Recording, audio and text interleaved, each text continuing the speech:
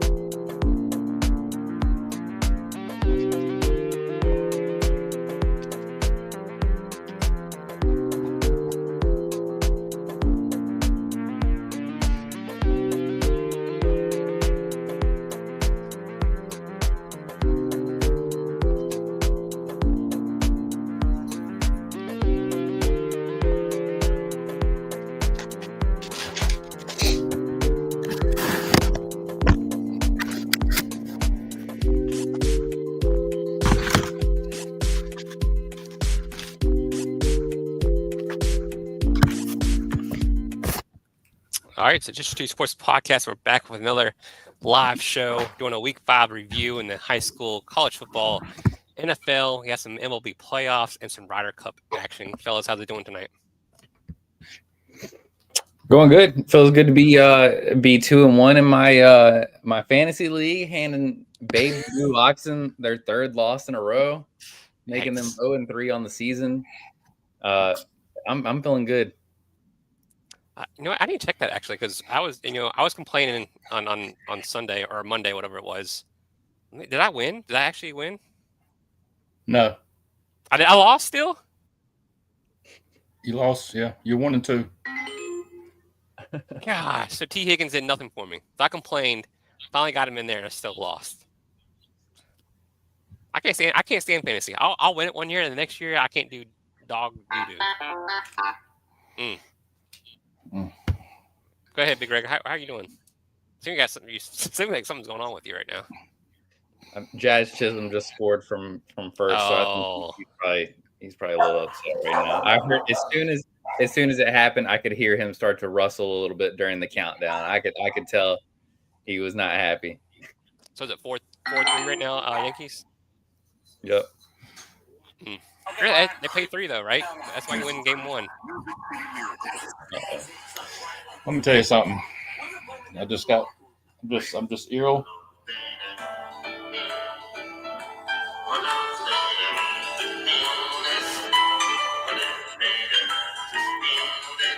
We got another strike. YouTube strike number 3. Come on, everybody. Come on, everybody. I hope we can make some money off of this in Russia this time. Mac is back in town, buddy. I mean, look, spent a week in. Mac is back in town. You didn't play back. Return of the Mac? I'm gonna back. get in trouble. Play Return of the Mac, man. I'm back in town. Vegas for 6 days. I mean, classic case of dirty money and clean hands out there. Nanny Robin probably gonna get $10.99 for the year, and that thing done. She boarded a plane, her own private Learjet on the way back to Danville. Yeah, it was. She had a big time. She had a big money winner out there on the West Coast. But listen, I'm doing well up until about 2 minutes ago, as Devin alluded to. I just got to say this, I know we're not ranting at the beginning of this thing, but I'm getting mine out of the way. If you are in the big leagues, if you are a Major League Baseball player and you cannot get a bunt down, don't play baseball. Quit today. Quit. You do not deserve to be in the big leagues. You are not a Major League Baseball player. That's all I'm going to tell you. Who missed the bunt? Rafaela. Dude, how you do this? You got a man on first and second, and I think it was one out, and one out, and he no out. Excuse me, no outs, first and second. Can't get the runners to second, third. Whoever comes up next flies to left field. Classic case of driving in a run on a fly ball. But no, you got man on second, third, or they don't even advance. I'm sorry, they don't advance until Yoshida comes up and hits one to second base or through up the middle, and whatever name Chisholm makes a fantastic play. Doesn't throw him out at first base, but saves a run. But all I can tell you is I don't care if you're Schwarber, I don't care if you're Ohtani, I don't care if you're Cal Raleigh. If you cannot bunt, you don't deserve to be in the major leagues. That's classic fundamentals of baseball. It's absolutely ridiculous. Well, I think we should go ahead and get our rants off now. It's just irritating, man. And then the Yankees go up 4-3. Come on. I mean, it should be gone. Hold on a second. We classically left out the fact that Duran drops a pop-up and lets a run come in. So, I mean, it just disturbs me when you get to this level. And Giolito, he's not going to be able to pitch Game 3. He's out for the whole. I think he's out of the whole playoffs, even if how far they make it. So, who won between the Padres won, right? They beat the Cubs. Yeah. So that's 1-1. Guardians the Indians beat the Tigers. That's 1-1 as well, right? Yep. So I mean, depending what the Reds do tonight, I guess all 4 series could be 1-1. I'm just going to tell y'all the mob might be in mob might be in MLB now too. So I just want to let you know that. So far, seeing, I guess some teams only played 1 game so far, but so far, who do you think is maybe the title contender here? I guess you got to go with the Dodgers since they hit like 20 home runs last night and beat the mess out of Cincinnati. I mean, everything else. Didn't he lead off with a home run? I think I saw that. Yep. Everything else is close. I mean, relatively close. And today is just, I don't know. I didn't see what the final was in the San Diego game. I just knew that they had won. That's just how far out of touch I am. I didn't know Ohtani was leading off. Has that been something he's been doing all day, like all year? All year. Yeah. I think so. Gosh. Good news for Braves fans. We no longer have to worry about Snicker being the manager. So hopefully we'll get someone in there who can be some. Do you think that's? Yeah. Do you think that's the answer to it? I think he walked away. I think he was pressured to kind of leave, kind of go out the door. Wow. It was time. It was time for them to make a move. They had all this young talent, and I just worry they're going to go to waste. And I think they need someone there coming in with fresh ideas out there to get them going. Wow. I'm kind of blown away by that. I really am. Yeah, he. I think they're going to induct him to the Hall of Fame, all that good stuff. He deserves it. Brought a World Series. He'll be in an advisor role. Interesting. Yeah. Okay. He'll still be with the. Wow, that's crazy. Yeah. So, should we get into any more stuff about baseball? I mean, I know it's currently going on. Red Sox and the Yankees are playing right now. I think was that in the 9th inning or 8th inning? It's bottom of the 8th. Now it's bases loaded, I believe. Yeah. I'd rather not even talk about baseball right now. Okay, well, before we get into football, I want to talk the Ryder Cup. Let's do that. This is a perfect time because I'm on a rant rave. Let's do it now. I was waiting to do that at the very end, but I'll start first. I don't watch golf on a weekly basis, on a weekend basis. I don't really care for the individual sport, but when it comes to Ryder Cup and the President's Cup, I'll watch for sure. I think it brings a different perspective to golf. That whole team kind of battle, and then Sunday you get the one-on-one matchups. I was very hyped for Friday. USA came out flat. I don't know what happened there. Just could not finish their putts. I mean, it seemed like Europe was just draining everything, getting closer to the hole, draining the putts. Saturday, I was like, all right, we're down. Let's make a little comeback, make it interesting. We're ready for Sunday. We can take it on Sunday. But the same thing happened on Saturday too. It seemed like nothing changed. Couldn't get close to the hole, couldn't make your putts. And then Sunday rolls around, and it was electric. I mean, it was awesome to see USA come back and kind of put up an effort. I don't know if you watched the first matches, and you had to win. They had to win like basically every match. I mean, it seemed like I think they can only lose 2, so maybe they had to win 10-12. Yeah. Well, Hovland was out, so that was a half point each. So talk about that too. We'll talk about that in a minute. But first couple matches, sinking putts. I was like, oh, here we go. We got a chance, and the things started rolling and rolling and rolling, but they just could not pull it out. So a lot of people talked about the fans there in New York, how I guess un-golf like they were, but it's the Ryder Cup, man, and it's New York. I agree. Europeans all they can handle. I agree, and I think everybody expects to be jeered, Jeered, or however that's spelled. Yes, Lakin, correct me. But I think everybody's on the European side expects to be jeered. But look, I have a hard time. And listen, I want to make it perfectly clear right now. I'm not a Rory McIlroy fan whatsoever. Not in the least bit. I don't know what it is about. I think it's, it all goes back to live. Listen, these guys want to make a living on the PGA Tour. If they've got a way of making extra and you only have to play 3 days and you can play in your shorts and stockings, I don't care what you do. Go over and play live. I could care less. I mean, I can't. It's a different breed of golf in my book. I mean, it's just kind of, in my book, it's laid back. I mean, you got music going on the whole time, stuff, whatever. But don't shoot it down. I mean, that's a way for these guys to make a living just as well as on the PGA Tour. It might actually, benefit them down the road, especially in situations like the Ryder Cup, I think, just because you got these boisterous fans. But listen, and what I've been told, or what I have not seen the video whatsoever, so I'm just being told this. I understand that there's a video floating around of McIlroy and his wife walking down a fairway, and somebody throws a beer. I don't know if it was a can. I don't know if it was a cup. I have no idea. And it actually hit her. There's no place in golf. There's no place in any sport. There's no place in life for anything like that, man. I mean, that's totally ridiculous. But I will say this. When you put an event in New York, the state of New York, or near New York City, you got to kind of expect stuff like this to happen. You're right. Yeah. Yeah. And let me add a point to this, getting into the golf situation itself. So I was with my buddy Doug Morgan out in Vegas, and he's a huge golfer. He invites us up to play golf.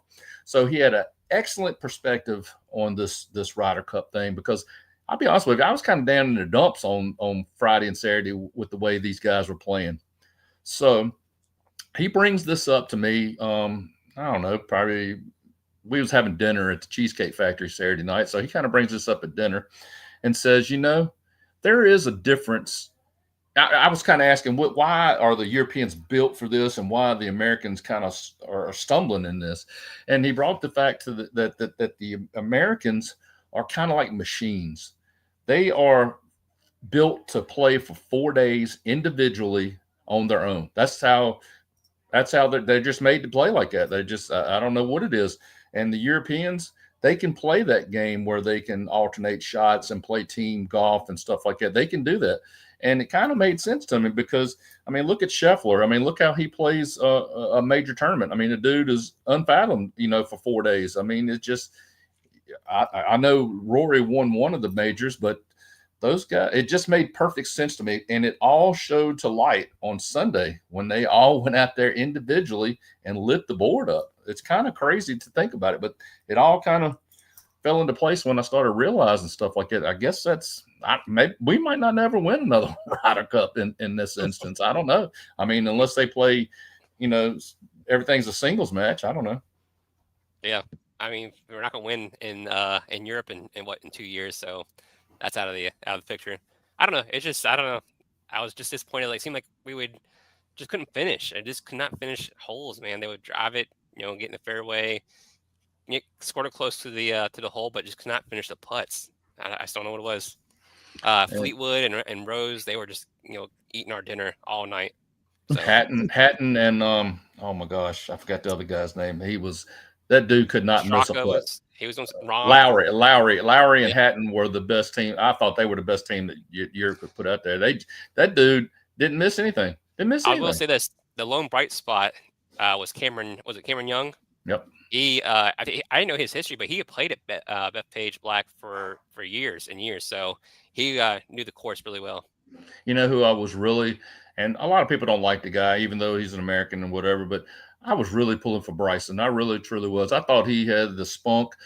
Hey, look, if you got to get in a caddy's face, if you got to get in somebody's face, McElroy and whoever else he was with, get in their face, man. I loved it. I thought it was classic. I mean, we won't no fight gonna break out, but hey, at least you know where you stand at. And I thought he played well, actually.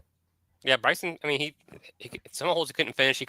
He had some putts that were just right there on the edge, just didn't go in. He couldn't find it. But yeah, you saw the passion on him. He talked about how much playing for USA meant to him and everything. But yeah, Cameron Young, he hit that putt there on 18 on Sunday and kind of lit the crowd up, and just one after another kept one down there. So it was awesome. I think Justin Thomas played pretty good too. Yeah, he was a crowd favorite as well. Scheffler actually went to he didn't have his. Yeah, he went to Keegan and just told him, "I'm just not. It's hard for me to play alternate shot. I mean, maybe next time he'll just be a singles player. I don't know. It's just weird like that."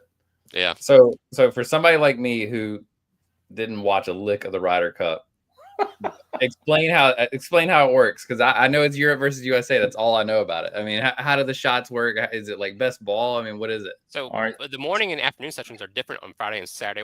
So I'll let Baker take this because I messed it up last time.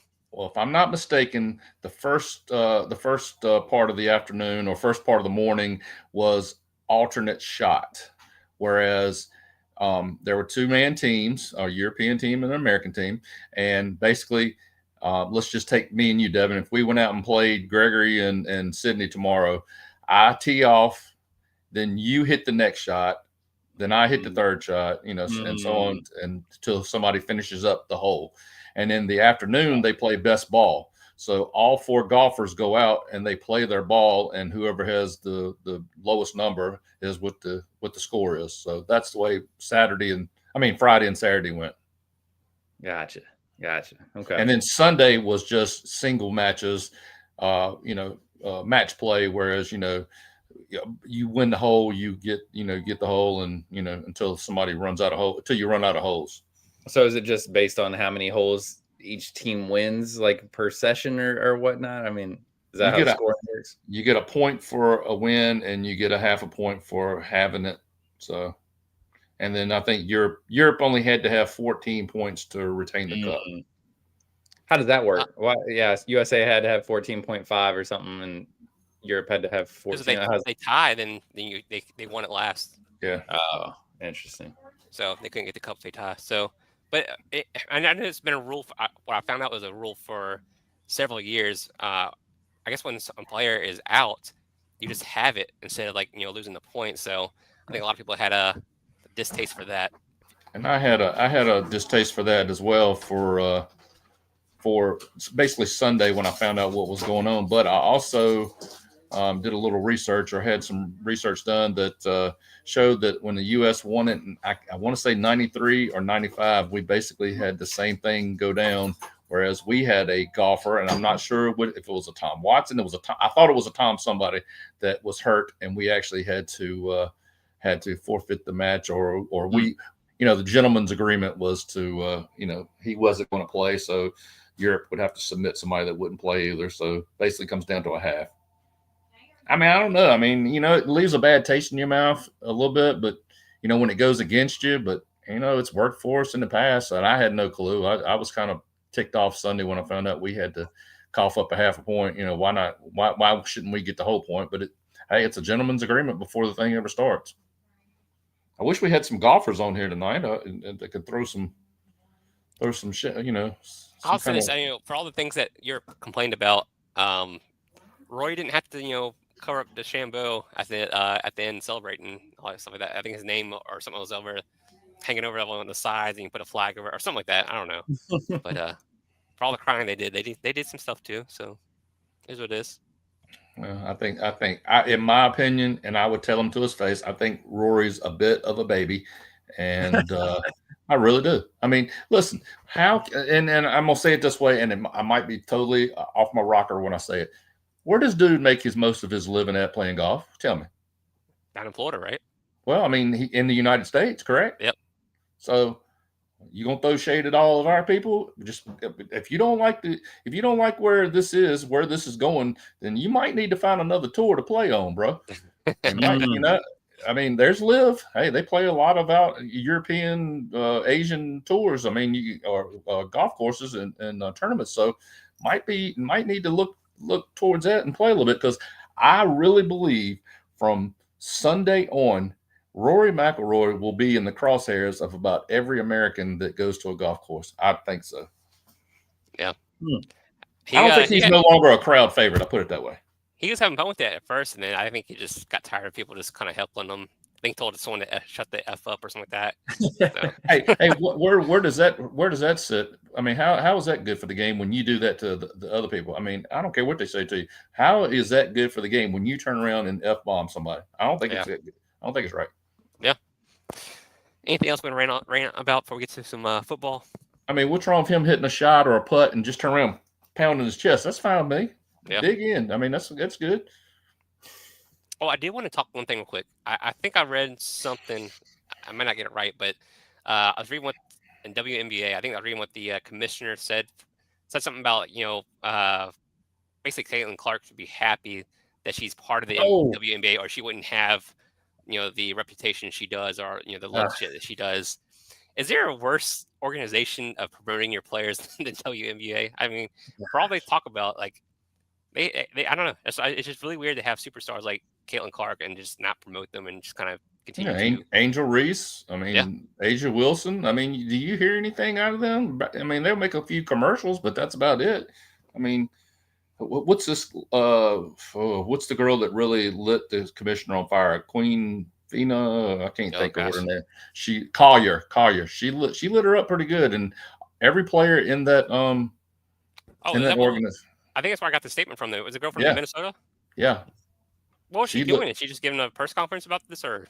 She just pretty much said that the league is great. They have great players, but the structure sucks because of upper management or the commissioner. And Stephen A. Smith, not really a big giant fan of his, but he said he thought that I don't know what her name is. Said she should think seriously about resigning. Wow. Thing is, Caitlin Clark too. I mean, kind of going off of that, she was offered like $15 million to play in the Big 3 league by Ice Cube. I mean, like she could make money elsewhere, man, and I that would not do wonders for the WNBA. So, yeah. Jeez. I mean, she's the. Face it. I mean, the girl is key to these other girls making a ton of money, and I don't know why it's got to be like this. And it's not just her. But she's, jump on the train, man, and enjoy the ride. Yeah. Well, all right. I think we've. Anything else? College basketball started today, so we had some. I don't know if UNC started or not, but I know Florida started their practice for basketball, so getting ready for the season. So. When does Carolina start their practice? When they have their first. Do they start with Gosh, it used to be the midnight thing. Do they still do that? I think they got rid of doing that. To be honest with you, Nanny Robin on the way back from Charlotte last night told me that they are doing something in Cherokee at the casino I think it's this upcoming weekend, where they're going to do a scrimmage and have I don't know if it's a coach's clinic or something, but they're supposed to be doing some kind of scrimmage and meeting the public and stuff like that. So, hey, I mean, Florida might win back-to-back. That's all I'm gonna say. I don't know. I think you're far-fetched in that one. I mean, they look good. I think they got the best front court. I think Xavier Lee and Boogie Flan. I mean, they have potential to be really good, but we'll see. Oh, let me state one more thing before we move on to this other stuff. I kind of felt sorry for ESPN on Monday night. I mean, for them to structure, or however they do these games on a, Thursday night basis, a Monday night basis, what have you, Sunday night basis, for them to get Miami and the Jets at 7 p.m. on Monday night, how cruel was that for ESPN? It really, truly was. And what a sad game it was, actually. I mean, my team wins, And then in the same time they lose Tyreek. That was a gruesome injury, by the way. Yeah, that was nasty. It was kind of nasty. They say he's done for the season for sure, right? Yep, definitely gone for this year. When he was leaving, it was crazy. He probably was. He's probably anything to get away from Tua and the boys. I mean, I don't know. It's sad. And then guess what? I got tickets for the game Sunday in Charlotte to see the Dolphins play as well. So that ought to that's probably going to be my cruel and unusual punishment this weekend. I think 4 hours sitting in Bank of America Stadium watching those two teams play. I mean, I'm thinking to myself, I'm probably better off just watching paint dry. That's this Sunday? That's this Sunday, yeah. Jeez. Well, how did it talk about your time about seeing I can't think of his name, Evans boy that plays for the Bears in Vegas. It was awesome. I knew Cookie and Farrell and Trey were going to be out there, and I texted. Yeah, Terrell was intermingling with me on the text messages throughout the week, and never got a chance to see him, but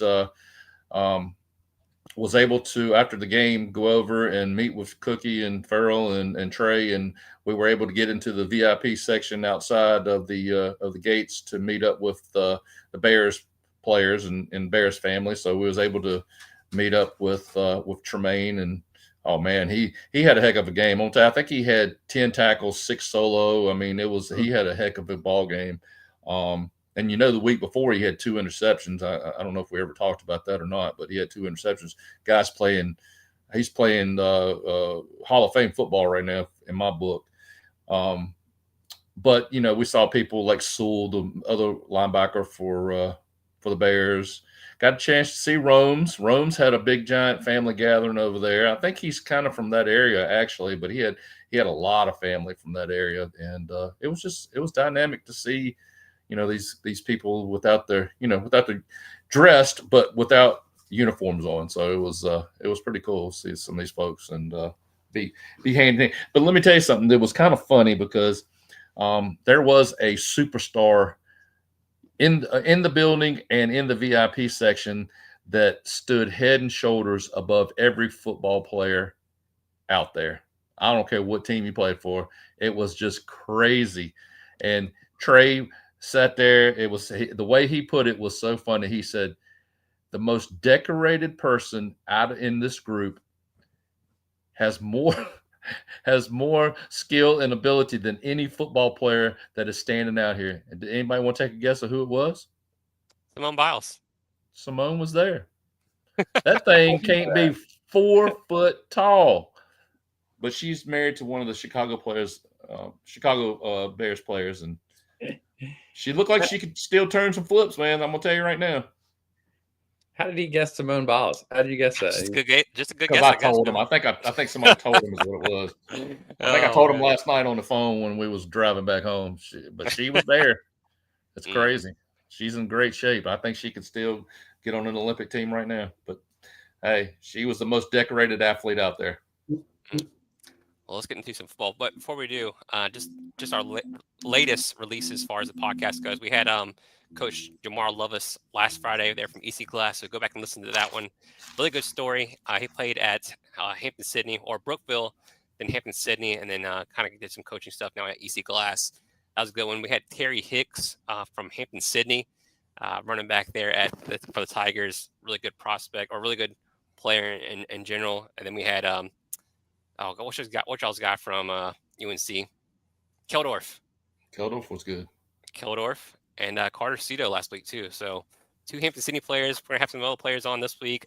I did a little recruiting segment yesterday. Put that out. Had our interview with Simeon Moore there at Magna Vista with that as well. So go back and listen to that one as well. I really loved our interview today with our star coach. I thought it was excellent.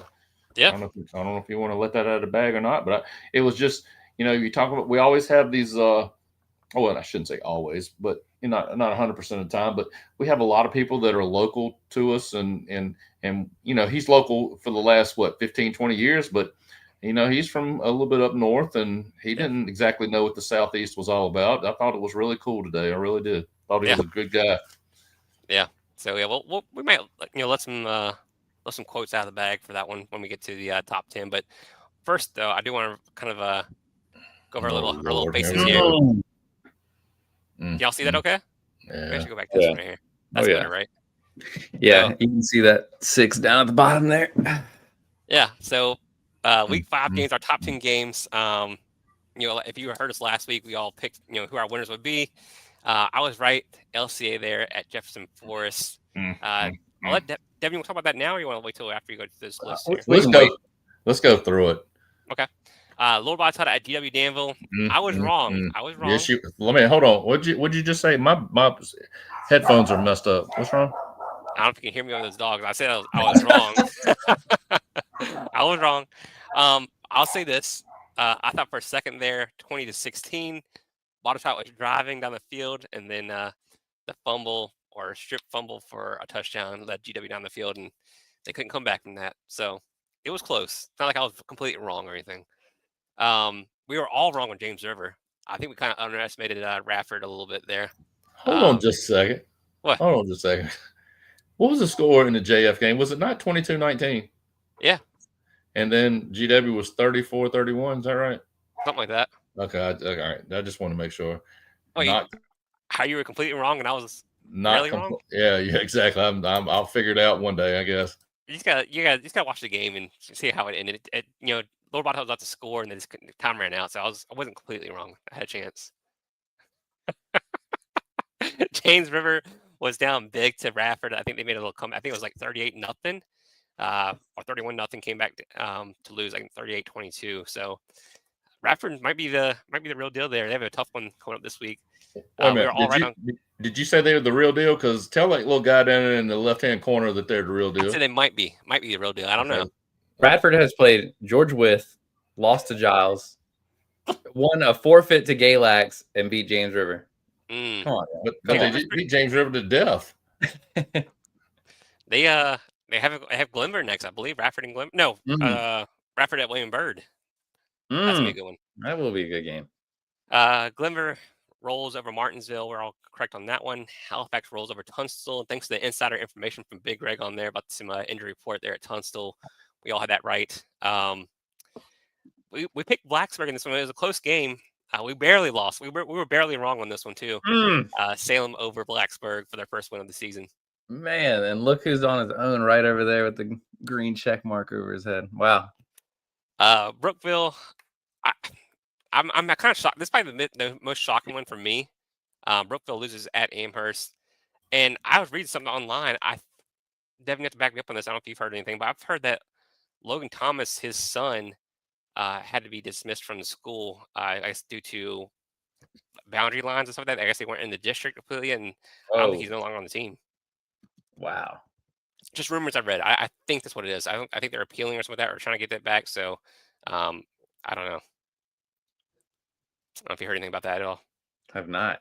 Man. I think we might have to get Robinson on here to see if he can give us some inside information. Well, there's new rules. Like they're really strict on like kids playing over the boundary line. Make sure you have the documentation there.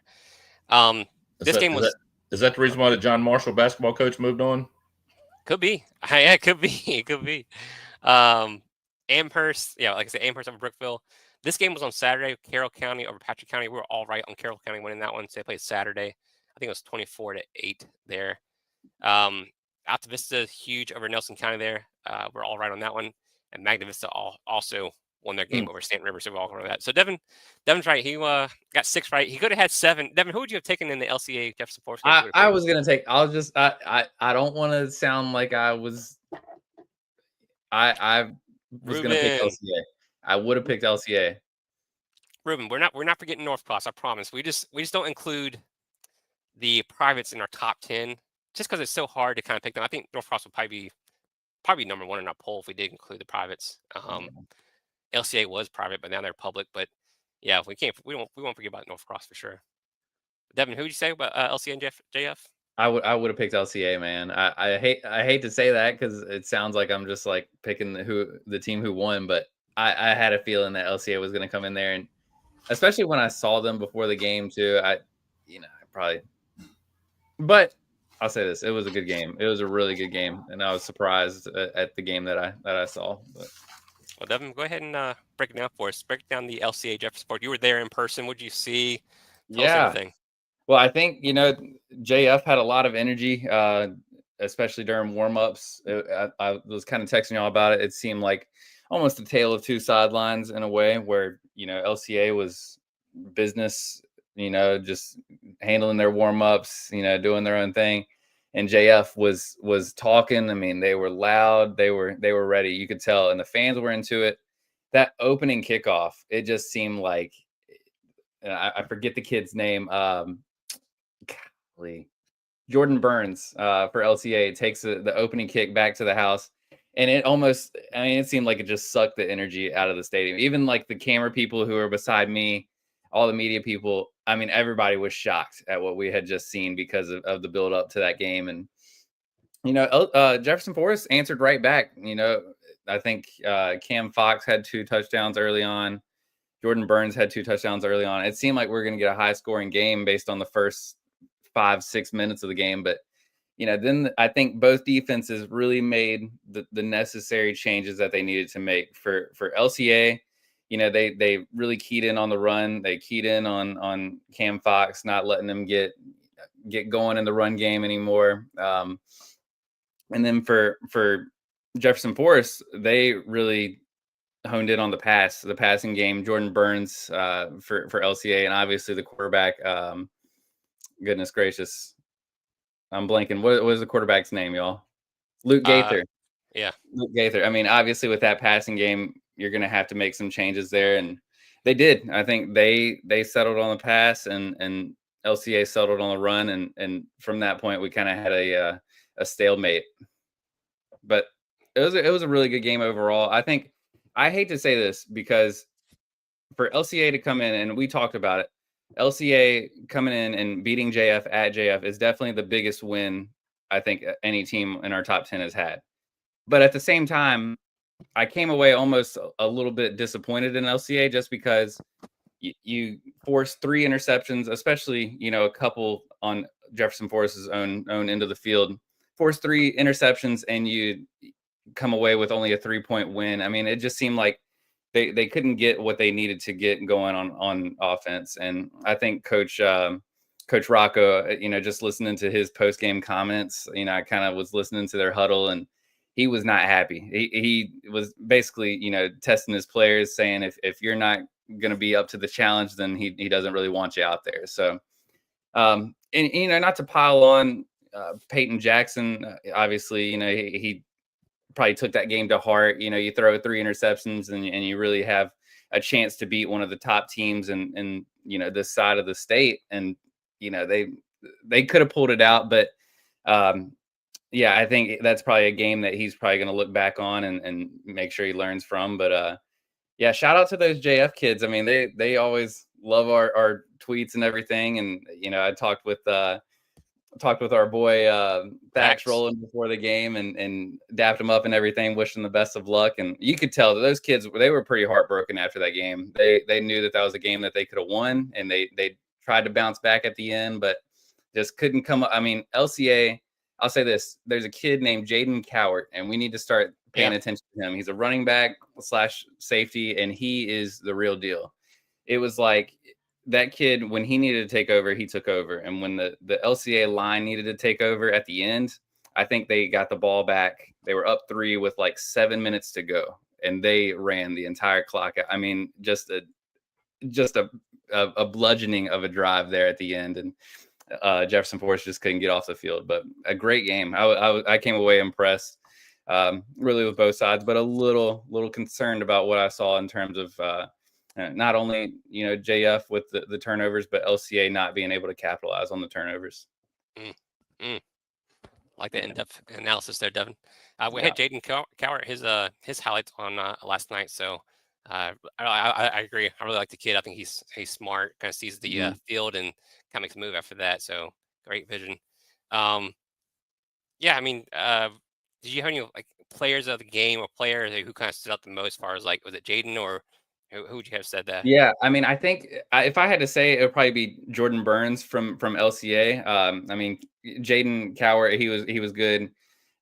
He obviously took over when he needed to, but and he had a touchdown, over 100 yards rushing, I think. But Jordan Burns, man, that kid is the real deal. He's got like one cut type of speed, and he's off. And yeah, I don't know if he was just like cramping or something. I saw him on the sideline stretching out, at some point in the second half, and it just seemed like probably was a guy that they should have kept trying to go to if he was healthy. I don't know what was kind of going on there, but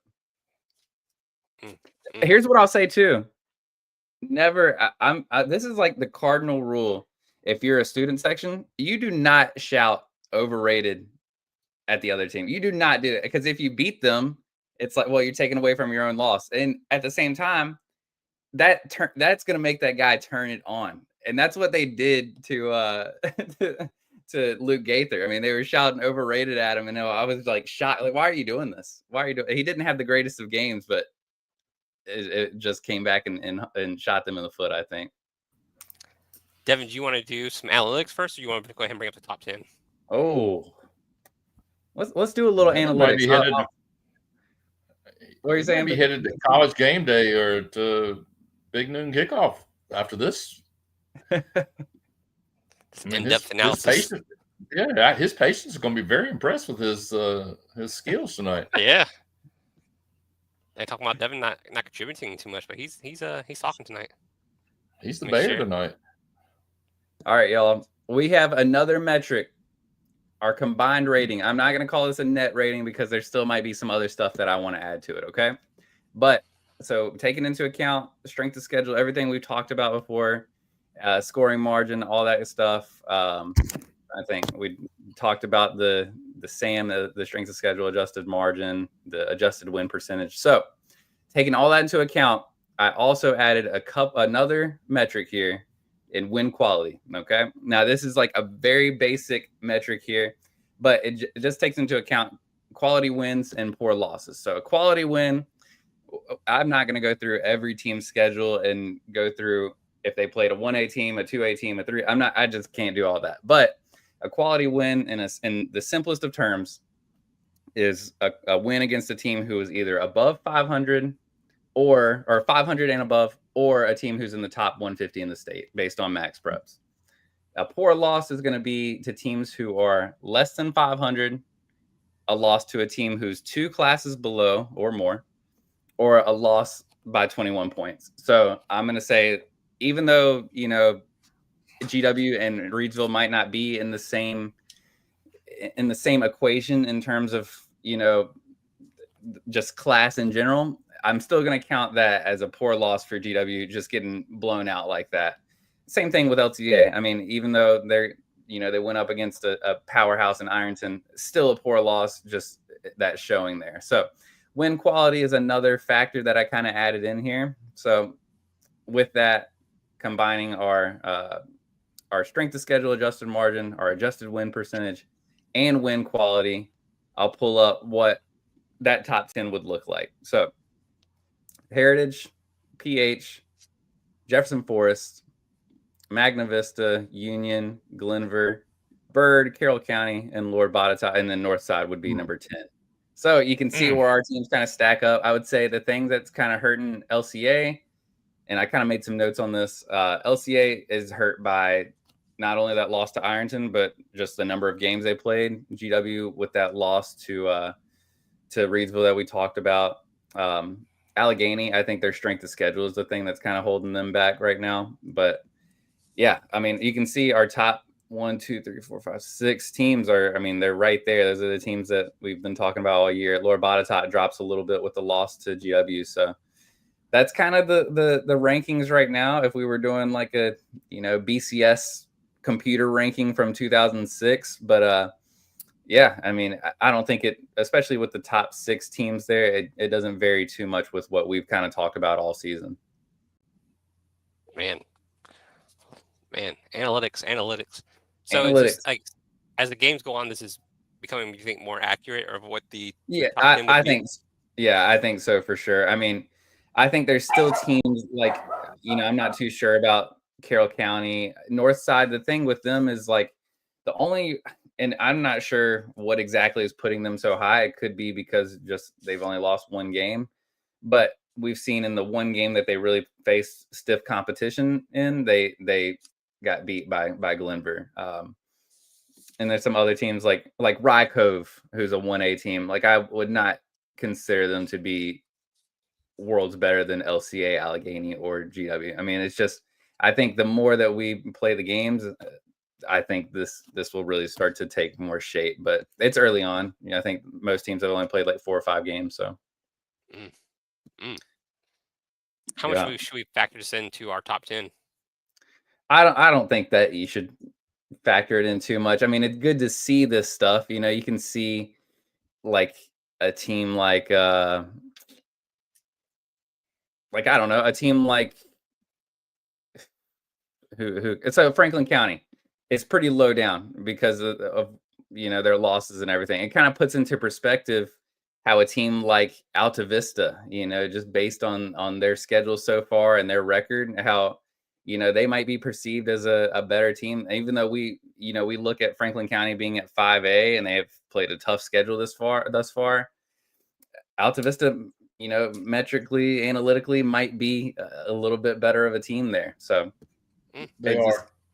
The thing is too is like with this, it's you can't say for certain that one team is better than the other. I mean, obviously, if Franklin County and Alta Vista played against each other, it would who knows what would happen. I think there's a good chance that Franklin County would win that game, but just based on the metrics and based on each team's respective strength of schedule and their win percentage, that's where they would be ranked right now. So, I like it. I want to see your all right. So Heritage, PH, GF. So this is after week 5, right? You have everything factored in already. Yep. So Heritage is technically our new. I mean, if you were going by this, Heritage would be your number 1 team. I'm not sure how that works because PH is undefeated, so their win percentage would be a little bit better. But I guess it's Heritage, their strength of schedule combined with how much they're beating teams by, combined with their win quality. Let's look at that. Let's look at what Heritage's win quality looks like. But I'm pretty sure in terms of win quality, I think that PH would also. So PH has a 2.4 in terms of win quality. Heritage, where are they at? Heritage has a 1.2. So I'm not sure what exactly is setting them apart. Let's see. So their win percentage is adjusted win percentage is 0.766. PH is 1. Let's see. I'm not sure what it must be the strength of schedule, which somehow maybe I'll have to go back and look at this because there's PH is at an 8 and Heritage is at a 10. And looking at the current like combined rating, they're both at a 32. It's only a 0.2 of a difference, but I mean that's right now where they both stand. So interesting.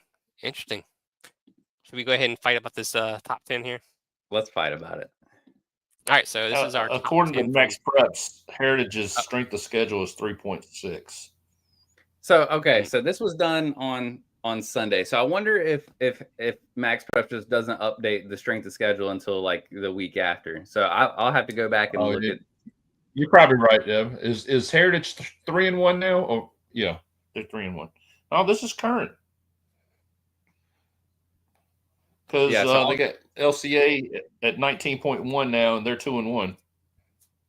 And you said Heritage is at 3.2 in terms of strength of schedule? 3.6. 3.6. So yeah, if we do that, that drops them down to 31. So then PH is our new number 1 team. So I'll go back and I'll redo their strength of schedules just based on. Maybe I should not do it immediately after the games are played. Maybe I should wait until midweek when Max Pros updates the strength of schedule there. All right, so here's our super tenses. Hold on, Greg, before you do that, let me throw something at y'all. Have y'all looked at these different classes? I know that maybe it's sticking out more to me because more teams of our poll is but is 3A loaded or what? It is. I mean, LCA, really Heritage, Magna Vista, Lord Botetourt, Bird, Allegheny. Yep. I mean, even people like Brookville. I mean, and Bassett. I mean, they're down the road. Northside. This is crazy. So, how does the playoffs? How are they set up? I mean, LCA and Heritage play for the title? Or do we know that far down the line? I gotta ask. We might need to ask Chris Robinson. I don't know if 3A is cross bracketing once they get to the semifinals. If when two West teams play each other in the semifinals, the winner plays an East team for the championship. Or I think all classifications might be doing it now, because last year, remember 4A, I think did that where they had two East teams make it to the championship game. So I don't know if they're all doing that. So possibly they could, if they if they do cross bracket, they can play for the championship, or they can play each other in the semifinals. I mean, I kind of feel sorry a little bit for JF. I mean, they're listed as the number 5 team in 4A, and look above them: Dinwiddie, Varina, Phoebus. I mean, golly, how tough is that? Yeah. And I didn't know Phoebus had gotten beat. So who'd they lose to? They lost to Warwick 34-20. Is that like a win? Did that shut some streak down? I'd like to know that. Phoebus was our winner last year, right? Yeah. Phoebus won, right, Devin? They beat Varina, that's right. Yeah. I'd like to know if that kind of stopped a win streak, because they did lose to Warwick 34-20. Interesting. All right, let's go ahead and discuss this. So we have Patrick Henry 1, JF lost, so they're 4-1. Patrick Henry stays 5-0. LCA now 2-1. Heritage is 3-1. I think Magdavis is 5-0. Lord Top 4-1.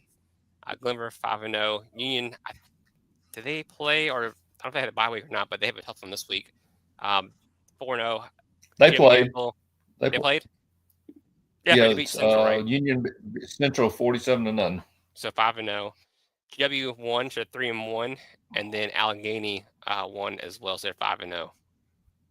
So GW has a win over number 6 there, so 9/6, and we have 3/2 in our top 10.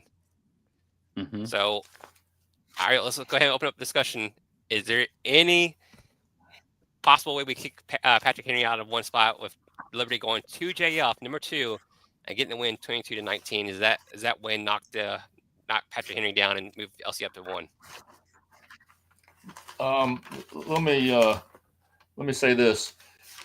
Alan Fiddler, you are the number 1 team. Nice to have Robert Michael here. We were talking on the was it ABC 13 top 10, so glad he showed up.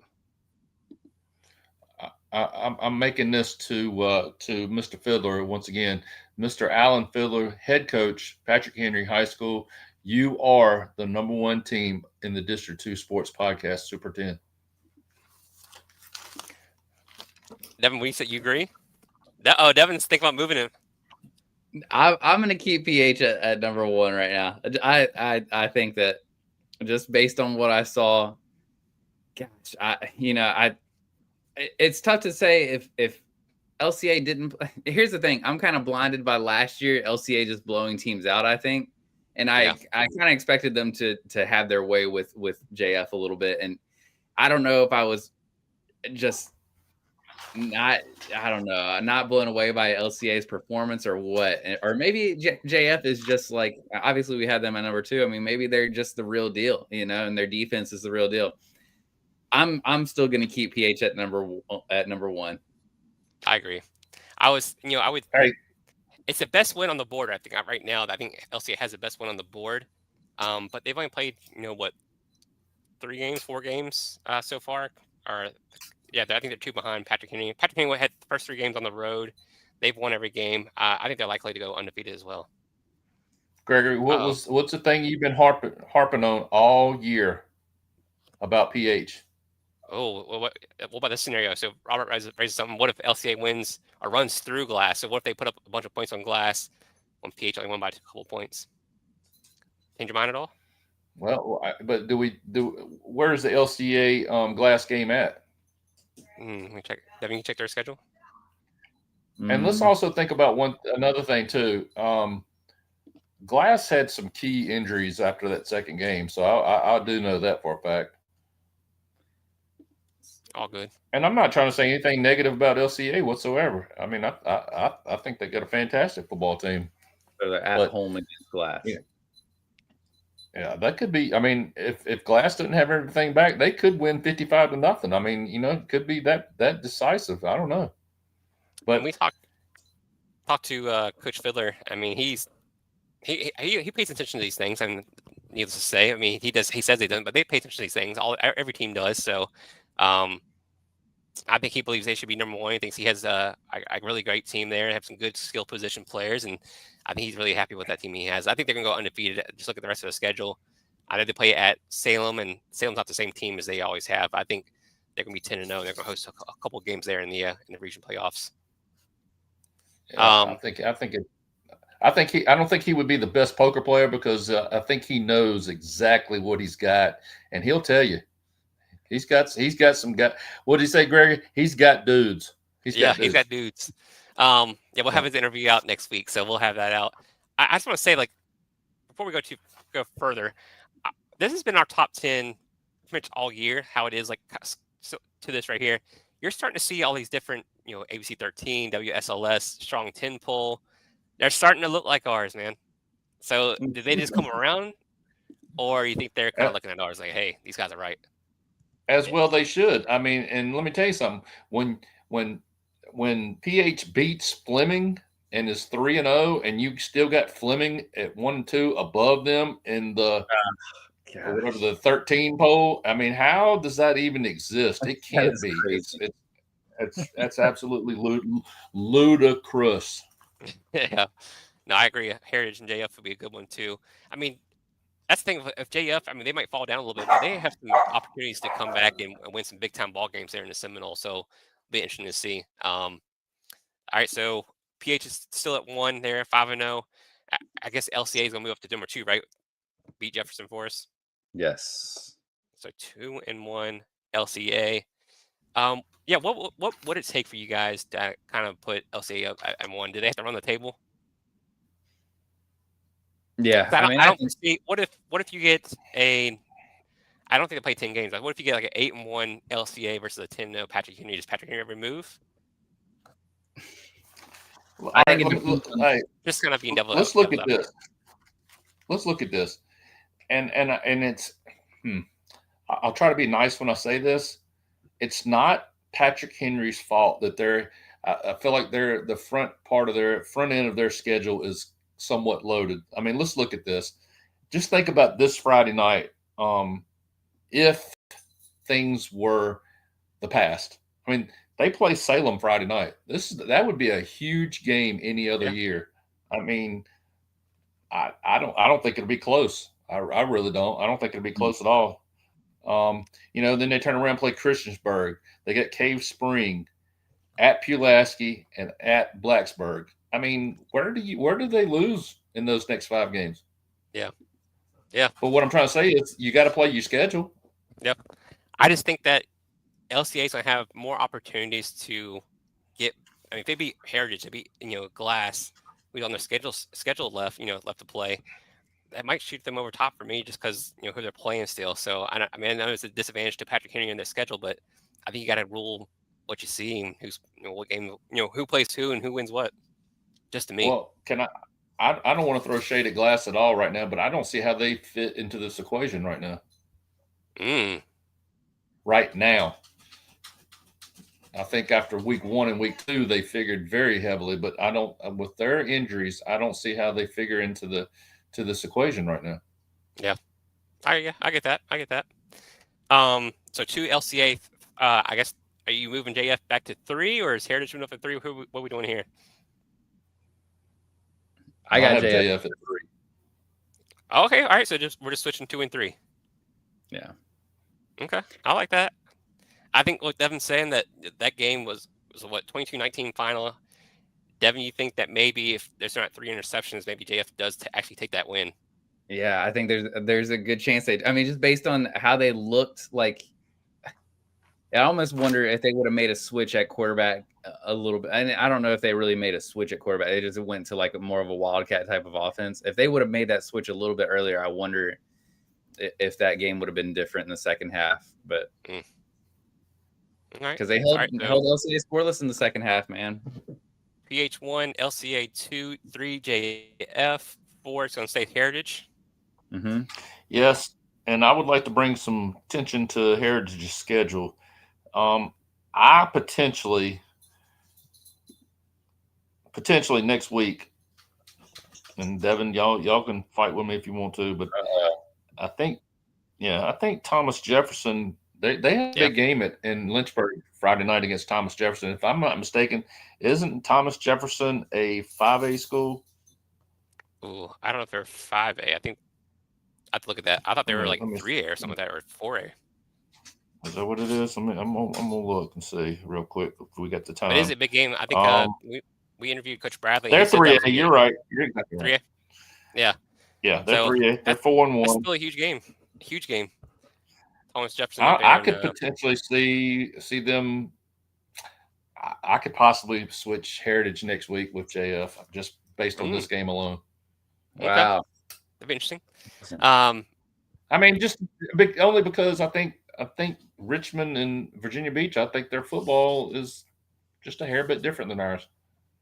Tony, it does. We've always said that we're going to just do public because it's so hard to kind of judge public versus private because they play two different schools and stuff like that. So like public is kind of easier to kind of do these rankings because Heritage is going to play JF.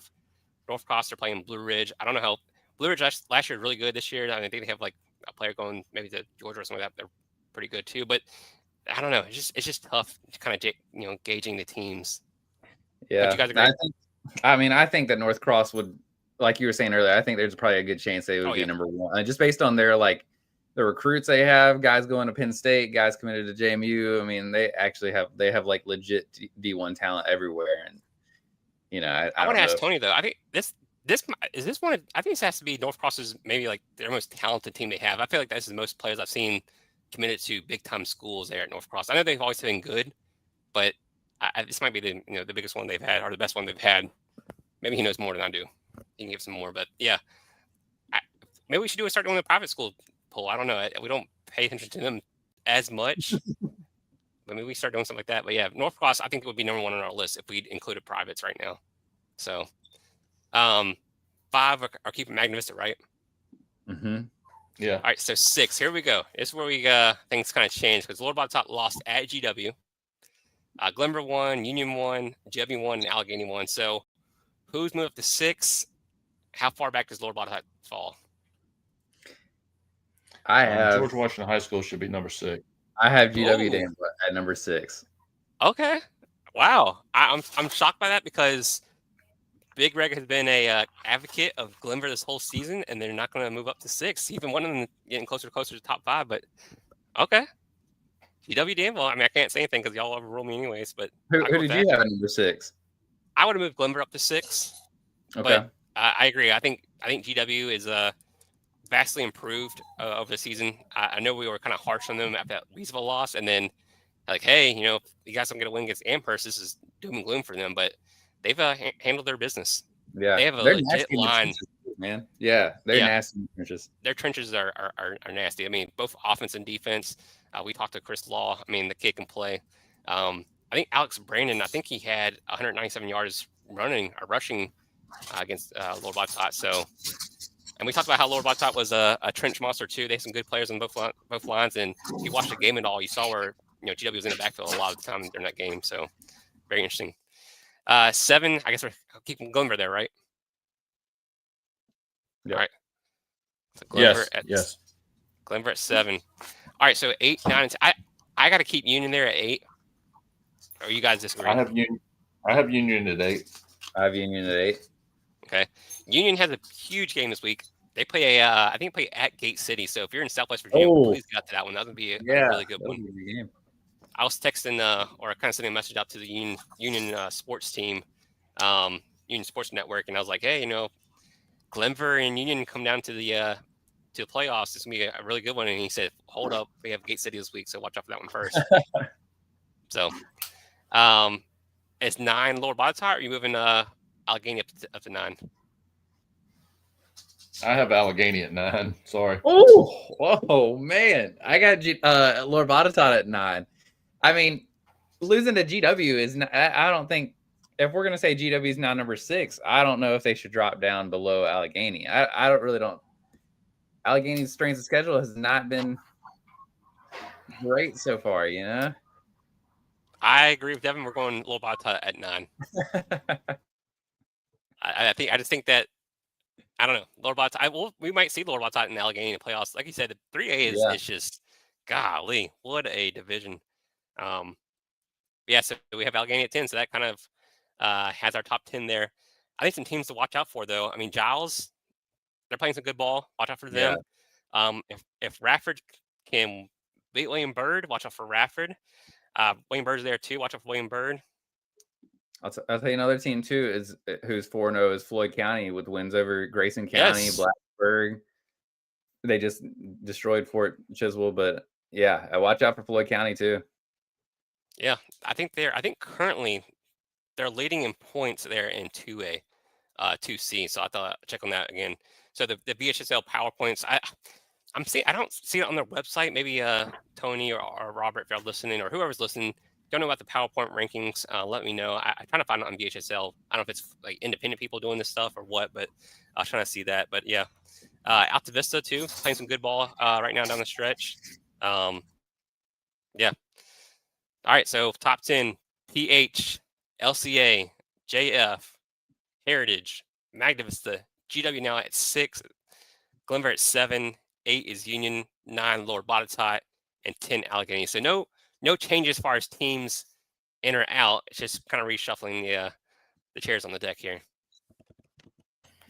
And we might still need to keep Virginia High and the teams to look out for. I think they're 5-0. They had a 1-point win over Grayson, and Gretna is now 4-1. They beat William Campbell 61-14, and the little guys up there next to them in the little single A community, I think they call it Alta Vista. I think they're 3-2 now, and poor Nelson County. I mean, I thought Nelson might be for real. They took it on the chin, 57-7. Yeah. I was looking at this too. So this is just kind of some games for next week to watch out for. The games I have circling around are Franklin County at LCA. That should be a good one. I think LCA is going to win that one no matter what. But Franklin County, they have some studs, man. They have some kids that can play wide receiver, running back. They have a good quarterback there. So it just kind of stinks for them. They have a very difficult schedule. PH at Salem. PH number 1. Salem, just not the same Salem team we've had over the years. So that could get ugly. We'll see. Salem at home might be a different. I think this has a chance to be an interesting game. I'll say that. I think if Salem's going to show up to any game, they're riding some momentum from last week. I think there's a chance that they could pull something out. I'll just say that. Okay. Thomas Jefferson at Heritage. We talked about that one. That's going to be a good one there for 3A. Heritage is playing some tough teams, man. They played up there in West Virginia. Now playing Thomas Jefferson at a Richmond area. Rafford at William Byrd, like we just talked about. Rafford playing some good ball. William Byrd there, also in 3A, playing very good talent there. This one looks good on paper. I don't know if it'll be close at all, but Carroll County playing at Glenver.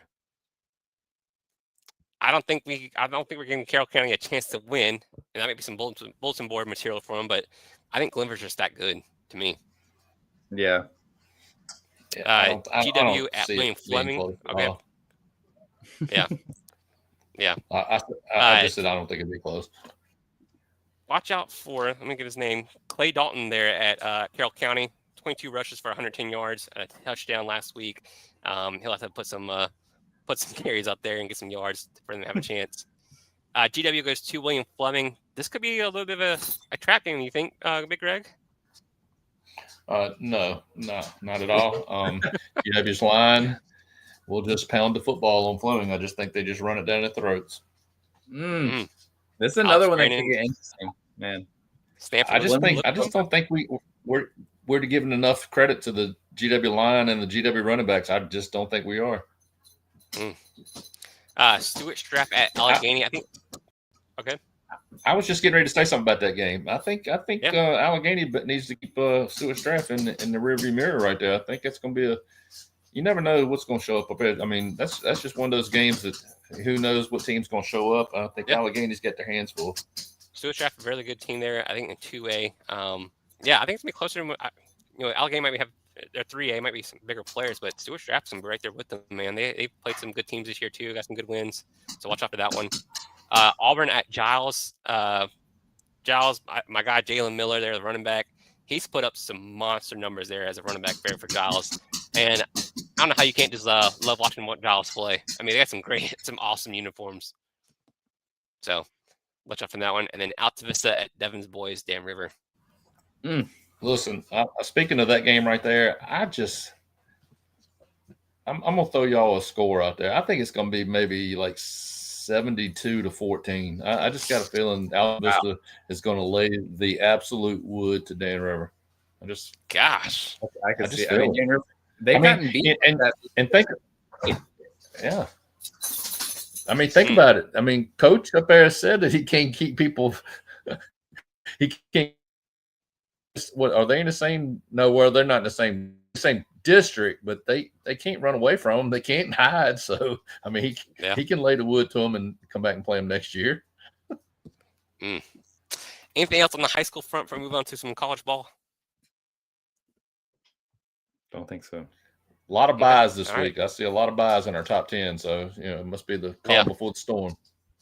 Yeah. So it'll be interesting to see that.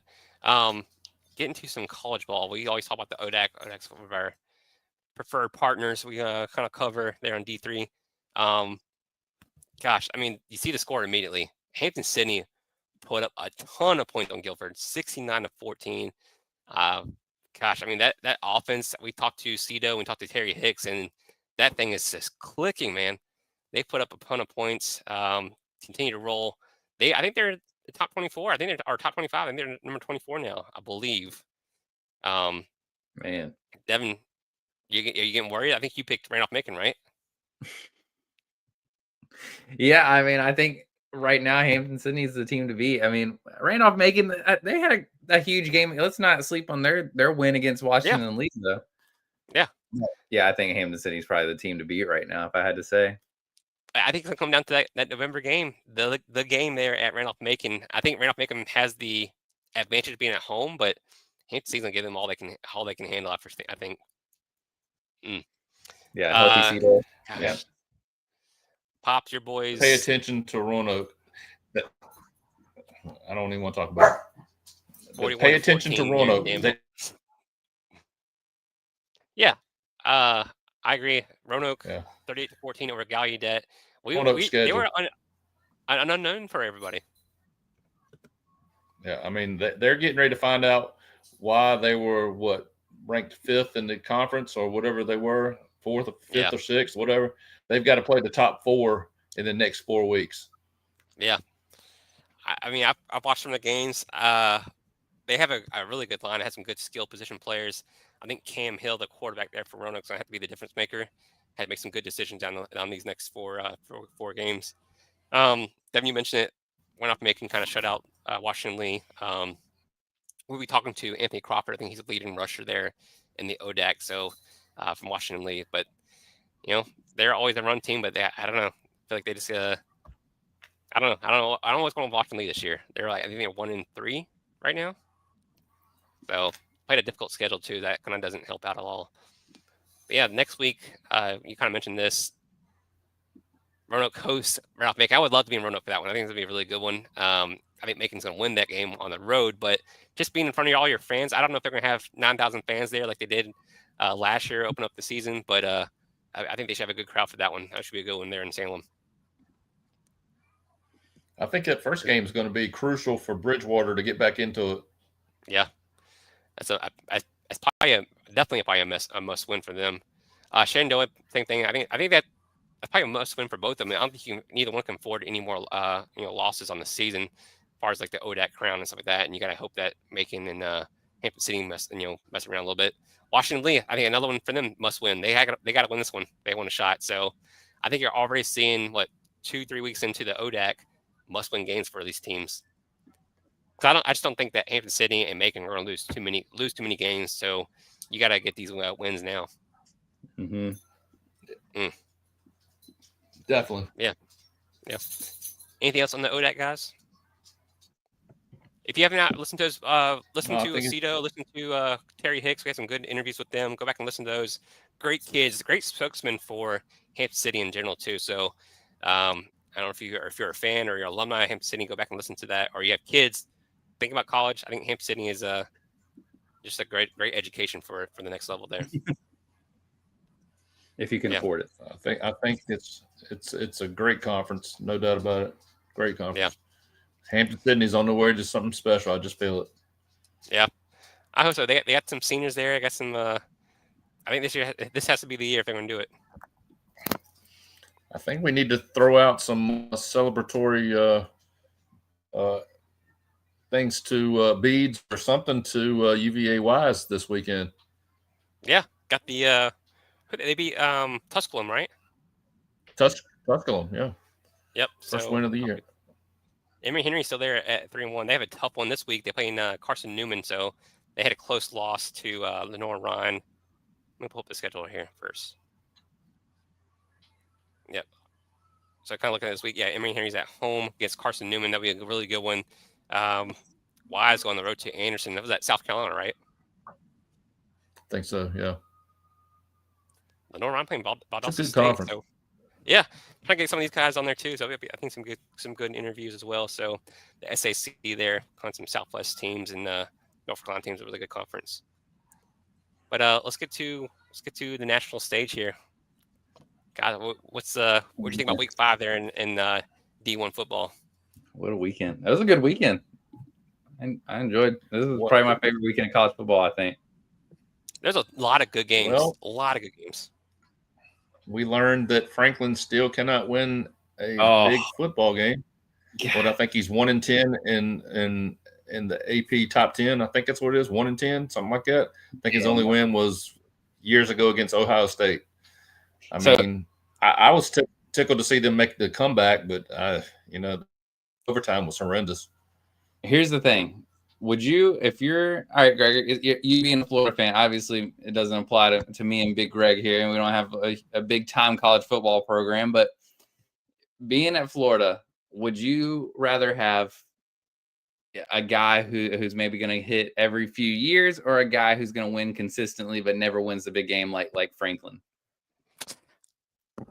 I think I want consistency. I want it to be 10-2 or whatever it is every year, rather than being 6-6 and then 11-1 and then 8-4. I want to have double-digit wins every year.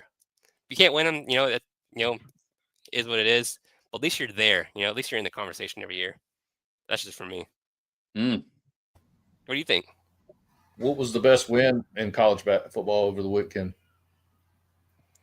Ooh, let me check the schedule. I'm going to say Alabama had to have the best win. I mean, I think could be Oregon, but so? I don't know. I think we kind of expected Penn State to drop that, but I was not expecting. Y'all both said it last week. Y'all said it's not going to get any better for Alabama this week when they go to Georgia, and man, they look good. Ty Simpson is a freaking beast. Only thing I can say negative about this past weekend was it's like they spent their entire amount in their pants pocket in the first half, and they just couldn't put it together in the second half. I don't know if that'll come back and haunt them later on down the road, or I don't know. It's just I thought Simpson played really, really well though. UVA got a big win. If you saw that one at the very end there, I guess those two kids are okay, right? The two players that got massacred in golf by the student section. I've never seen a student section be that on point with the play. As soon as that ball was not caught or not whatever, they were at midfield. That was crazy. Yeah. The game that surprised me, I thought freaking TC won. I guess I went to bed. I thought they did too. I did not realize that Arizona State won that game. I was like, when they pick them, I was like, wait, I thought the Horned Frogs won. So, did anybody happen to watch the end of the Wake Forest and Georgia Tech game? Oh yeah, I watched the kind of the end there. So it was not brought to anyone's attention until Sunday, but it's too late then. But the the referees blew a major call at the end of that game. I mean, they missed the offsides big time, and it forced Georgia. I mean, forced Wake Forest to punt the football and allowed Georgia to kick a tying field goal. I mean, what do you do in these? I mean, tomorrow's too late in my book. Why can't you review? I mean, why can't you have a flag such as the NFL that they can drop and go back and review that play? Hey, Illini over your boys. No, that was pathetic as well. I was kind of shocked with it. I didn't think this would be that bad, but Notre Dame went into Arkansas and stomped the mud hole in them 56-13 and got what's name fired too. Well, the other one that blew my mind was Duke beating Syracuse 38-3. What happened on the road? Yeah. Yep. Louisville came back. Pittsburgh was up big at halftime too, right? Was it? Yeah, or not big, but 27-17. I mean, even Pittsburgh's players were roughing up the ball boys for Louisville. I don't know if you guys saw that or not. It's uncalled for. They did. That was awesome. I loved it. But they came out and played for the ball boy and then got the W. They're trying to. They got to throw down their celebratory dunk, man. What is he doing getting in the way of that? Don't. Come on, these guys got to dunk, dude. Another game I didn't realize this, but Cincinnati won at Kansas. I thought Kansas. I thought it was the opposite too. I thought Kansas had won. I was like, what in the world is going on? So Cincinnati making a name for themselves in the Big 12 there. I failed to realize that Vatek goes to Raleigh and beats NC State. Yep. I mean, they fire their coach and they immediately play better. That's wild. It would be something if Florida can be like these other programs and get rid of their coach too, but they can't do it. So, what happens this weekend if Florida wins? I mean, that buys them another year, I think. No, because he's gonna lose to Georgia. He's gonna lose to Tennessee. It's over for him. I don't think he can't save his job at all. Are you celebrating or are you Of course, I'm celebrating. I'm celebrating because I'm no matter what, no matter the situation, whether Florida is 0-10 or 0-9, whatever, I'm still gonna pull for them to win. Doesn't matter who the coach is. I want to see them win, but if they lose, hey, that's fine. Bye, coach. I think he does. I think he does get fired if they lose. Your new coach is 5-0. I mean, I don't know what's wrong. Yeah, I'm ready for Lane Train. He just had a big. Where they at? Yep, right here. Ole Miss beats LSU 24-19. So I'm totally fine with Lane coming on board. I've seen a lot of coaching rumors, so we'll see what happens. I'm probably going to name my son Trinidad too, by the way.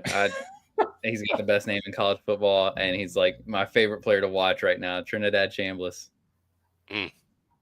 What games we got going on this week? I sent the pick 'em out, so if you're part of the pick 'em, go ahead and get in there. Big Greg is. I never get my pick 'em until Saturday. Yeah, of course. Hey, listen, how about this? Clemson is 14.5 over Carolina. Really? I think it's. Oh my gosh, yes. That's worse. I think so. I say Clemson win. I don't know. I think it's going to be worse. I think it's going to be 56-13 Clemson. Golly. Yeah, I'd bet the house on that one there. Don't listen to it. I think Dabo's going to run it up. I think one of the best games of the weekend is going to be that Iowa State-Cincinnati game. Wow. That is such a snoozer of a game, man. What are you talking about? Cincinnati undefeated. Cincinnati can't be undefeated. They lost to Nebraska. I didn't say that. I said Iowa State's undefeated and Cincinnati is at home 3-1. So I think it's gonna be a good one. That's a weak game, man. I mean, how's that a weak game? It's that is just the most boring brand of football. The Big 12. If you're not BYU or whoever else, wow. Iowa State is just going to be like ground and pound. Cincinnati, I haven't even watched them play, but I can guarantee you it's like not going to be an exciting brand of football. All right, two games is sitting in my mind. Huh? What are you gonna? What were you about to say? Two games are in my mind, and I want to know if Vanderbilt is the real deal, because they play at Alabama this weekend. Alabama's a 10.5-point favorite. And I know y'all like the little guy at Vanderbilt as the quarterback and everything, but I truly feel like Alabama owes them a whooping. And I think they're going to cover this week. I don't know what you're talking about now because I want Vanderbilt to lose so bad. I'm tired of Vanderbilt. I'm tired of. Wow. I don't know what it is. Like usually when you're a team that has never won, you're kind of humble about it. But Pavia, first off, he should have a job. He shouldn't be playing college football right now. So I don't like him. I'm tired of them. I'm tired of Vanderbilt. Time for them to get beat by 30, 40 points and go back to being Vanderbilt. I'm tired of it. Wow. I was going to say 38-13 this weekend, Alabama over Vandy. But listen, okay, here's my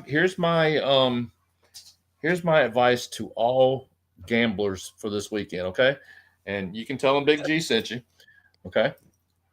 This game just absolutely disturbs me for some reason, and I don't understand why, but I guess because they lost their first game and y'all rubbed it in.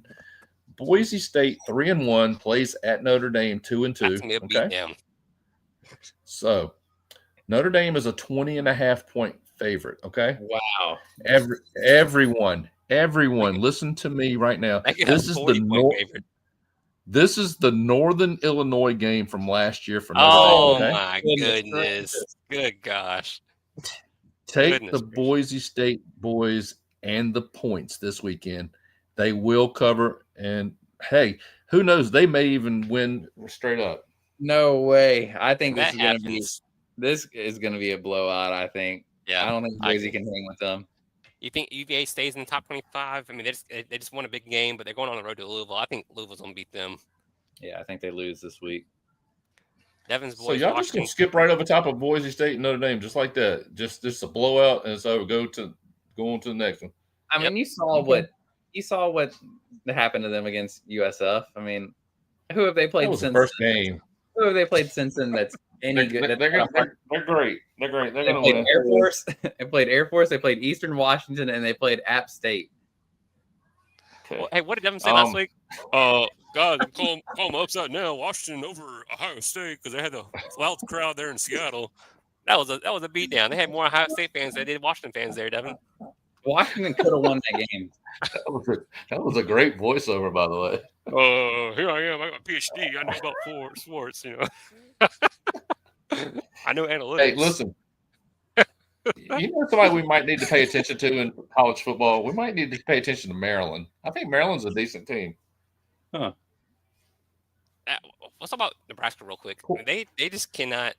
They can't win a big game either. They're the if you took what's the coach from Penn State? and he was just like a team. You made a bunch of players out of Franklin. That would be Nebraska. They can't win a game. Save the lives, man. Well, you know what you just did, didn't you? You just got them a win against Michigan State this weekend. I think they won at home. I think they can win that one. I just don't think they can beat the top echelon of the Big Ten.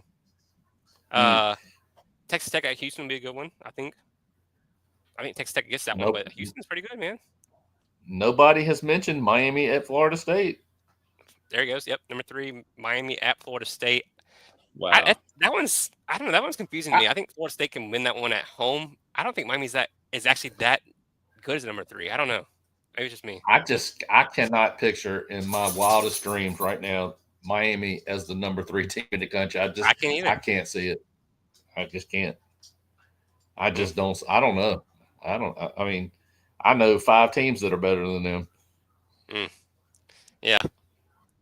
So it'll be interesting. I hope you get your picks in for the pick 'em and everything. I hope I get to pick them before Saturday. I hope everyone sees that you're sending your picks late. That's all I want to see. Oh man. Well, we need some games. Oh yeah, we got some games here. So we did this last week. We'll put our little faces on the schedule here so people can see who we picked and they can use that as bulletin board material and get mad at us for picking whoever. All right, so our first game here, Franklin County at LCA. Who are we all going with here? I think we're all going our new number 2 here. You can pick it for me. Yeah. Give me LCA. It's yeah. Patrick Henry at Salem.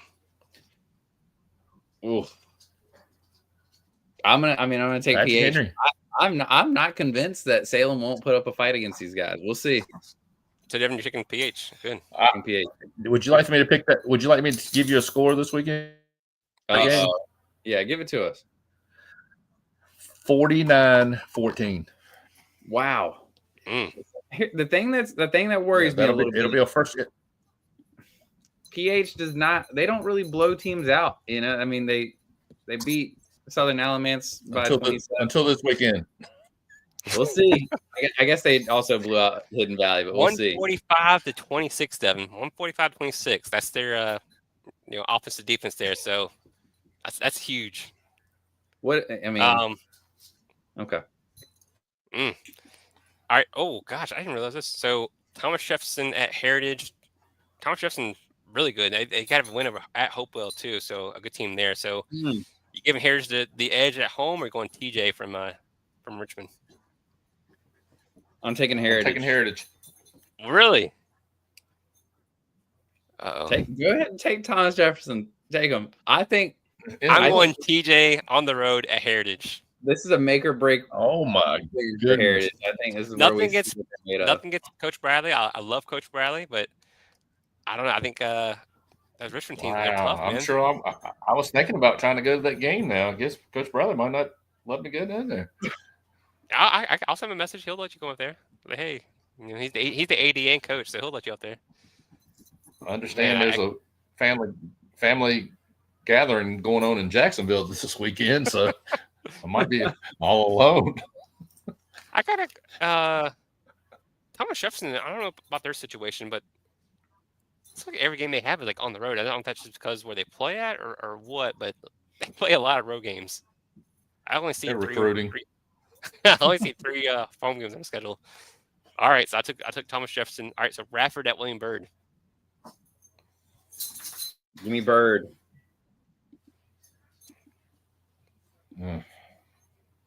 Give me William Byrd. I'll go Byrd with y'all. I'll do it. All right, so I'm taking Byrd. Carroll County at Glenver. He's making us feel better. Number 1 team in the state, Glenver. Wait, now number 1 team in the state, but not number 1 in your poll? Glenver. So we all pick Glenver with Carroll County. Sorry, Carroll County. I think they're gonna put up a few points. I think they're gonna keep it close there in the first half. Yeah, 2, maybe 2. Might get a safety. GW Danville at William Fleming. GW. I'll go GW. I think we got some insider information today. I think it's GW. Oh, I almost want to take Fleming here. Go ahead, Devin. Do it. Go ahead, do it, Devin. Give me Fleming at home. I think this is a long drive for GW up to Salem there or Roanoke area. We'll see. I'll just say it's for me over the last 10 years. It's been about an hour and a half drive from Roanoke to Danville. So I don't know if that's a long drive in your book. I don't know. And traveling over the mountains like that, man, that does something to your psyche. You're right. Those Franklin County hills, they can do some stuff to you. Those Franklin County hills. When you go from flat Danville up to even if you're making that drive to Nelson County, it feels like it's longer than it actually is. Hey, the temperature. Turn your legs into Jello. The temperature might be a little colder there in Roanoke. You're right. I think there's going to be some factors there to watch out for. Thank you. Stuart Straff at Allegheny. Give me Stuart Straff. On the road. I'm going to take Allegheny. Let me check something real quick here. Stuart Straff is 4-1 going to Allegheny. Their only loss was to Central Woodstock, which has been usually a pretty good team there in 2A. Let me see what Woodstock has done real quick. They're 0-8. Oh, they're 2-2. Okay. I don't know where that leads me to, though. Gosh, let me do some homework real quick. Just real quick. I'll make my pick here. Wow, this is like going to Vegas, isn't it? Give me Allegheny. I'm so tempted to change my Heritage and Thomas Jefferson pick. Yeah, Devin, you said Stuart Straff? Yeah, I took Stuart Straff. Yeah, and Fleming. Auburn at Giles. Giles. Yeah, I think Jalen Miller's gonna go off on that one. Great. Yeah, see me. I've been name dropping a lot. Alta Vista at Dam River. Devin, your boys, you going home with your boys? Man. I think this It's funny. Like, what are you saying, Big Greg? Gregory name drops a lot of people. He just ain't been to the first game yet. I do a lot of ball watching on TV. Well, pause. 4-1. Everybody knows Auburn. Gregory. I think Giles gets him, but 4-1 Auburn. The only loss was to James River. Who got destroyed this past weekend. Giles, I think they did beat Radford, didn't they? Let me check Giles real quick. Somebody beat James River 38-0 this weekend. I think it was Radford, wasn't it? What is? I think Giles beat Radford. Yeah, is Thomas Jefferson good? I mean, are they good? What do you mean? Yeah, is Thomas Jefferson? I didn't realize they were actually like from Richmond. I thought they were Richmond area. They're number one in 6A, Devin. Devin, did you take Dam River at home, or are you taking Alta Vista? No way, man. That might be a 60-point game. Dang. All right, there you have it. So we'll update our games for week 6 with our little faces on there. Devin, you changing Thomas Jefferson to Heritage?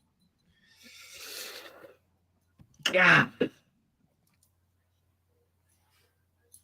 This is a life death. No, I'm gonna do it. I'm gonna keep Heritage. I'm almost tempted to move my back to Heritage. I don't know. It's hard to tell. I don't know. I mean, Heritage. I think Thomas Jefferson's a good team, but Heritage at home.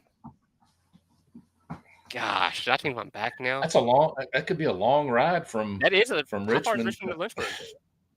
Probably about an hour and a half. You got to really. Hour and a half. Yeah, you probably got to come down. Probably some thinner air coming down the hill. And I'm changing my pick. Uh oh. You're going for Heritage? I'm going Heritage at home. I think it's a smart choice. I think so too. All right, we've been talking for an hour and a half. Thank you all for listening. New top 10 here. We'll have that out. We'll have some players of the week out as well. And then we'll have our week 6 games with our faces playing on there so you know who we picked. Anything else we got here, fellas? No, I just think that the Red Sox are in trouble going to game 3 tomorrow night. So they're in trouble. Alabama is going to destroy Vanderbilt. And as I told everyone, take Boise in the 20.5. Okay. Just remember that. All right. Go ahead. Go back and listen to our podcast. We had some good interviews the last couple of weeks. Go listen to that. We'll have some more out this week for you as well. There's a lot of good stuff coming. So, Devin, are we doing a section sounds for JF? Yeah, I need to get those uploaded and everything. But yeah, we'll get that out as soon as possible. So we'll put that out too. Devin's all his camera work he did there at JF, so that'll be a good one. He did one previously for JF and Gretna, which was really good too. I did the editing of that, so you can thank me for that one too. So, but yeah, all right, guys. Yeah, just a quick question. Before we get off here, just a quick question. I just want to see: was any of the media? Did you recognize was Dave Walls? Was anybody there special from any of the TV crews on Friday night at LC? I mean at JF. I did not. I didn't see any. You were on. I saw you though. Somebody had highlights out of the game. I saw Devin. You were wearing some like brown pants, right? Yeah. I think it was either WSLS was there. It was just like a guy, I guess, a film guy for them. But yeah, nobody. Huh? Was the 6-man network there?